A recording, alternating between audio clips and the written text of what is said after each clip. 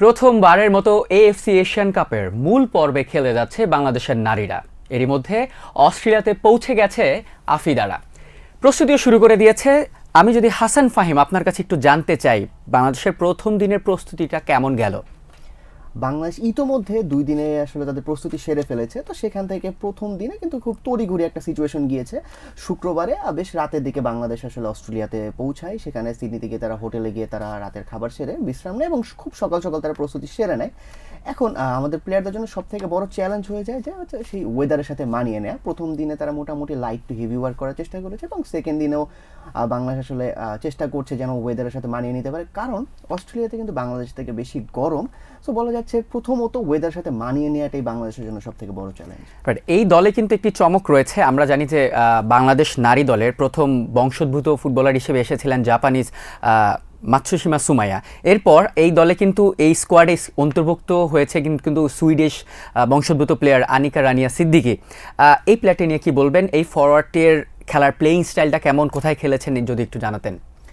প্রথমত তার দলে ঢোকার ব্যাপারটা বেশ ইন্টারেস্টিং, কারণ হচ্ছে আমরা জানি যে বংশোদ্ভূত কোনো খেলোয়াড় যদি আমরা দেখি, সেটা হচ্ছে পুরুষ দল হোক কিংবা নারী দল হোক, সেখানে সামাজিক যোগাযোগ মাধ্যমে তাকে নিয়ে কিন্তু অনেক এক্সাইটমেন্ট থাকে। তো তাকে নিয়েও ছিল, আনিকাকে নিয়ে যেমন এক্সাইটমেন্ট ছিল। তো ফাহাদ করিম সাহেব তিনি যেটা করেছেন, তিনি পিটার বাটলারকে সাজেস্ট করেছেন মূলত। এরপর পিটার বাটলার আমরা জানি সে হচ্ছে তার প্রিন্সিপাল অনেক স্ট্রিক্ট, সে এইসব ব্যাপারে কারো সাজেশন শুনতে চায় না। সো তিনি যখন আসলে এই প্লেয়ারটার প্রোফাইল দেখলেন, তিনি যখন দেখলেন যে তার ভিডিওসগুলো ম্যাচটা অ্যানালাইসিস করলেন, তার প্রোফাইলটা অ্যানালাইসিস করলেন, তখন তিনি বুঝতে পারলেন যে না একে হচ্ছে আমি আমার দলে নিতে পারি, যে অ্যাকচুয়ালি এটা রেকমেন্ডেশনটা ওয়ার্দি।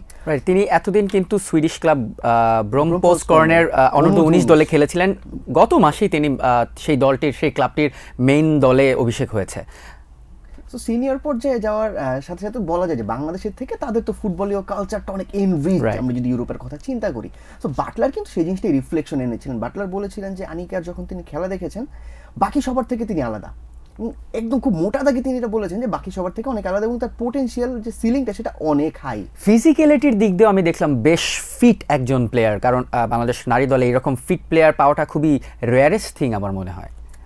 আপনি কয়েকটা কারণ বলতে পারেন, যে প্রথমত আমাদের খাদ্যাভ্যাস, তারপরে হচ্ছে আমরা যেভাবে বড় হই সেটার সাথে কিন্তু ইউরোপিয়ান কালচারের সাথে বেশ ডিফারেন্স আছে। সো আনিকা সেদিক থেকে বেশ আমার কাছে মনে হয় ডিফারেন্স মেক করে, এবং পিটার বাটলার এই জন্যই এত আলাদা করে আসলে তার তারিফ করেছেন। এই এএফসি এশিয়ান কাপে বাংলাদেশের গ্রুপটা কিন্তু মানে one of the toughest group বলা যায়। যে এই দলটাই মানে এই গ্রুপটায় 9 বারের চ্যাম্পিয়ন চীন খেলবে, 3 বারের চ্যাম্পিয়ন উত্তর কোরিয়া এবং উজবেকিস্তান খেলবে। বাংলাদেশের প্রথম ম্যাচ চীনের বিপক্ষে। এক্সপেকটেশনটা কি হতে পারে? ওয়েল, রিয়েলিটি যদি আমরা চিন্তা করি, রিয়েলিটি হচ্ছে যে আমরা খেলতে গেছি, এটাই আমাদের অনেক বড় অর্জন। এখানে আপনি যদি চান যে বাংলাদেশ আসলে বিশ্বকাপে যাবে কি না, এখান থেকে বাংলাদেশ একটা বিশ্বকাপে যাওয়ার সম্ভাবনা আছে, তো উজবেকিস্তানকে বাংলাদেশকে হারাতে হবে। তো সেই প্রশ্নে কিন্তু বাটলার একটা কথা বলেছিলেন যে আমি আসলে সেরকম ফিডব্যাক পাইনি, আসলে আমি যদি ফেডারেশনের কাছ থেকে বলি, সে স্যাটিসফাইড না বিশ্বকাপে যাওয়ার জন্য, কিংবা আপনারা যেরকম এক্সপেকটেশনস রাখেন সেটার জন্য যেরকম আসলে ডিমান্ড আমার দরকার ছিল সেটা দিতে পারেনি। কারণ বাটলার সেখানে আশা করেছিলেন যে ক্যাম্পটা আরেকটু বড় হবে, আমাদের যে উমেন্স লিগটা হয়েছে সেটা আরেকটু দ্রুত শেষ হবে, বাইরে আমরা ক্যাম্প করব, এই সমস্ত কিন্তু কিছুই হয়নি। তাই বাটলার অনেকটা ডিস্যাটিসফাইড এবং তিনি রিয়েলিটি চেক দিয়েছেন যে আমরা নিজেদের বেস্ট দেওয়ার চেষ্টা করব।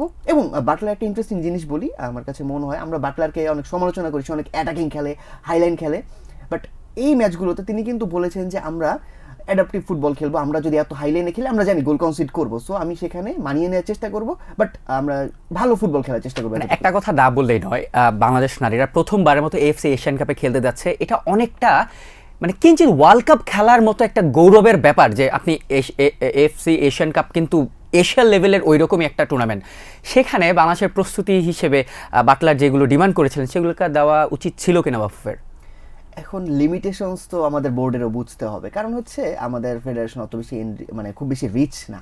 এখন যদি বলেন যে দিতে পারতো কিনা, আমি বলবো যে হ্যাঁ, দিতে পারতো, এটা পসিবল ছিল, বাট কোনো কারণে বা কেন তারা দেয়নি সেটা নিয়ে আসলে অনেক প্রশ্ন থেকে যায়। সেটা আসলে সরাসরি যারা ফেডারেশনের কর্তৃপক্ষ আছেন তারা বাটলারের দিকে কাদা ছুঁড়েছেন, বাটলার আবার তাদেরকে কাদা ছুঁড়েছেন, কাকে বিশ্বাস করবে দর্শক সেটা নিয়ে আসলে বলা যাচ্ছে না। বাট আমার কাছে মনে হয় যে আমরা ছোট ছোট ধাপে যেহেতু এগোতে হয়, জীবনের নিয়ম তো এটাই। তো আমরা যেহেতু এশিয়ান কাপে কোয়ালিফাই করেছি, এবার হয়তো অ্যাডজাস্ট করবো, সেখানে আমরা চেষ্টা করবো পরের বার যেন কোয়ালিফাই করে এর থেকে ভালো খেলি এবং বিশ্বকাপে যাতে কোয়ালিফাই করতে পারি। রাইট। এবার আমরা একটু ইংলিশ প্রিমিয়ার লিগে ফিরে আসি।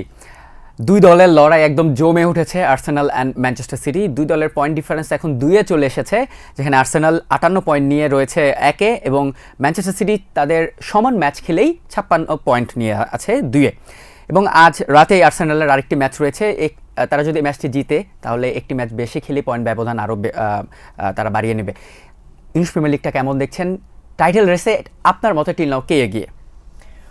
ওয়েল, টাইটেল রেসিটা যদি আমরা কয়েক সপ্তাহ আগে আমাদের আলাপ যদি চিন্তা করি, সেক্ষেত্রেও তো আর্সেনালকে আমরা ওয়ে অ্যাহেড চিন্তা করেছিলাম। তবে এই যে অল অফ আ সাডেন যে ফল করতেছে, এটা কিন্তু নতুন না। এই ব্যাপারটা প্রতি বছরই হয় যে হাতি গাছের উপরে ওঠে, হাতি তো পড়বেই এটা আসলে সবাই জানে। তো আমার কাছে মনে হয় কি আর্তেতা সেদিক থেকে হয়তো একটু প্রেসারে চলে আসছে।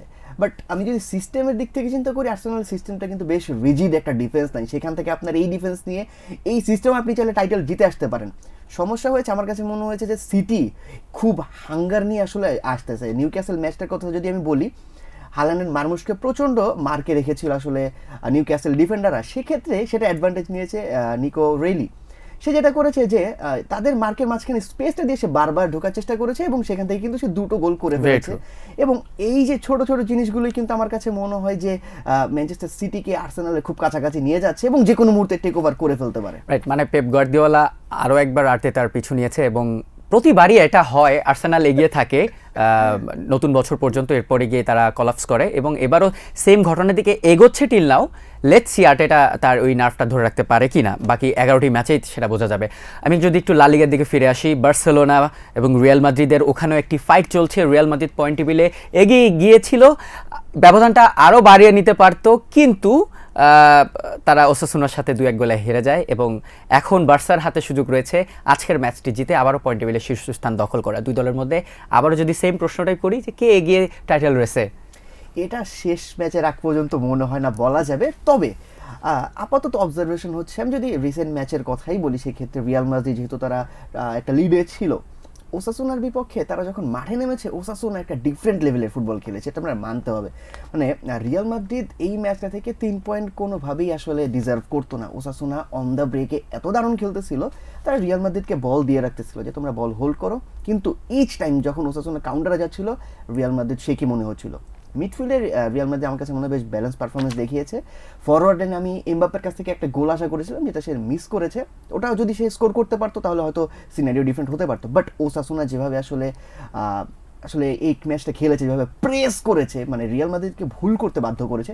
স্পেশালি যদি আমরা বলি শেষ মুহূর্তে রাউল গার্সিয়ার সেই অ্যাসেন্সিওকে সে মানে আসলে একটা মানে ফাঁকি দিয়ে সেই যে গোলটা করেছে, অ্যাসেন্সিও সেখানে স্লাইড মেরে চলে গিয়েছে, সে সেখানে একটু একটা পজ নিয়ে সে শুট করে গোল করেছে। সো আমি যদি বলি যে রিয়াল মাদ্রিদেরও এরকম ছোটোখাটো ভুল আমরা হয়তো সামনেও দেখতে পাবো। বার্সেলোনা যেমন হচ্ছে গত ম্যাচে ভুল করেছিল, সো শেষ দিকের আগ পর্যন্ত এটা আসলে বলা যায় না। তবে বার্সেলোনার কাছে আজকে যে ম্যাচ, লেভান্তে ম্যাচ, সেখানে বার্সেলোনার কাছে সুযোগ আছে এবং আমি এখানে মোটা দাগেও বলতে পারবো না যে বার্সেলোনা উতরে যাবে, কারণ লেভান্তে গত ম্যাচটাতে বার্সেলোনা কিন্তু খুব কষ্টে ম্যাচটা 3-2 জিতেছিল, যেখানে ম্যাচটা ভালো খেলেছিল লেভান্তে, ম্যাচটা জেতার কথা ছিল লেভান্তেরই, তবে বার্সেলোনা সেই ম্যাচটা জিতেছিল। তো আজকের ম্যাচে বার্সেলোনার জন্য ইজি হবে না এবং টাইটেল রেসটা আসলে শেষ দিন পর্যন্ত হয়তো যেতেও পারে। রাইট, থ্যাংক ইউ ফাইম আমাদের সঙ্গে থাকার জন্য।